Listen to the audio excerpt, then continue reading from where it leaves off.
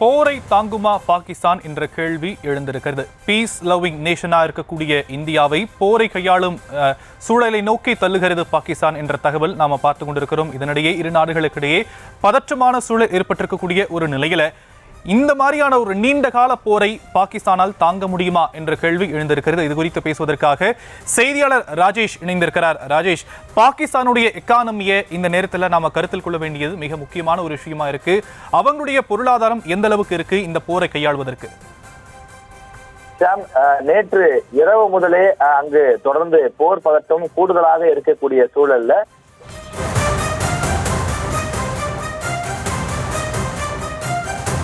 ராஜேஷ், நீங்க தொடர்ந்து இணைப்பில் இருங்க. பேசிட்டு இருக்கக்கூடிய இந்த நேரத்தில் 7 தீவிரவாதிகள் சுட்டு கொலை செய்யப்பட்டிருப்பதான அண்மை தகவலை பார்த்து கொண்டிருக்கிறோம். எல்லை பாதுகாப்பு படையினர் தீவிரவாதிகளை சுட்டுக் கொன்றதாக தகவல் கிடைக்கப்பட்டிருக்கிறது. ஜம்மு காஷ்மீர் மாநிலம் சம்பாவில் 7 தீவிரவாதிகள் சுட்டுக் கொல்லப்பட்டதான அண்மை தகவலை பார்த்து கொண்டிருக்கிறோம். பாகிஸ்தானிலிருந்து இந்தியாவிற்குள் ஊடுருவ முயன்ற 7 பேர் சுட்டுக் கொல்லப்பட்டிருக்கிறார்கள். அது குறித்தான தகவலை அண்மை செய்திகளாக பார்த்து கொண்டிருக்கிறோம். இரு நாடுகளுக்கிடையே போர் பதற்றம் ஏற்பட்டிருக்கக்கூடிய நிலையில் நேற்றைய தினமும் தீவிரவாதிகளின் ஊடுருவல் முயற்சி முறியடிக்கப்பட்டிருந்தது. இந்த நிலையில் இன்றைய தினம் 7 தீவிரவாதிகள் ஊடுருவ முயன்ற நிலையில் அவர்கள் சுட்டுக் கொல்லப்பட்டிருக்கிறார்கள். விவரங்களை செய்தியாளர் ராஜேஷ் வழங்க நாம் கேட்கலாம். ராஜேஷ், பேசிட்டு இருக்கக்கூடிய இந்த நேரத்தில் 7 தீவிரவாதிகள் அங்கு சுட்டுக் கொல்லப்பட்டிருக்கிறார்கள். எல்லையில் ஊடுருவ முயன்ற தீவிரவாதிகள் சுட்டுக் கொல்லப்பட்டிருக்கிறார்கள். விவரங்கள்.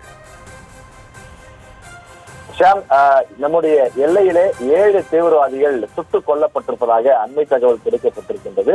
அதாவது இந்த விஷயத்தை பொறுத்தவரையிலே வான்படை தாக்குதல், கடல் வழி தாக்குதல் என்று தொடர்ந்து செயல்பட்டு வரக்கூடிய நிலையிலே இந்த இடத்தில் அந்த படையில் இங்கிருந்து அதாவது தரை வழியாக தாக்குதல் நடைபெறக்கூடிய அந்த இடத்திலிருந்து பாகிஸ்தான் மையமாக கொண்டு செயல்படக்கூடிய தீவிரவாத அமைப்பை சேர்ந்தவர்கள் 7 பேர் இந்தியாவுக்குள் ஊடுருவ முயற்சி செய்திருக்கிறார்கள். அப்படி ஊடுருவ முயற்சி செய்தவர்கள் சிலர் இந்த ராணுவத்தினருடைய துப்பாக்கி சூட்டிற்கு அவர்கள் பலியாகி இருப்பதாக தெரிய வருகின்றது.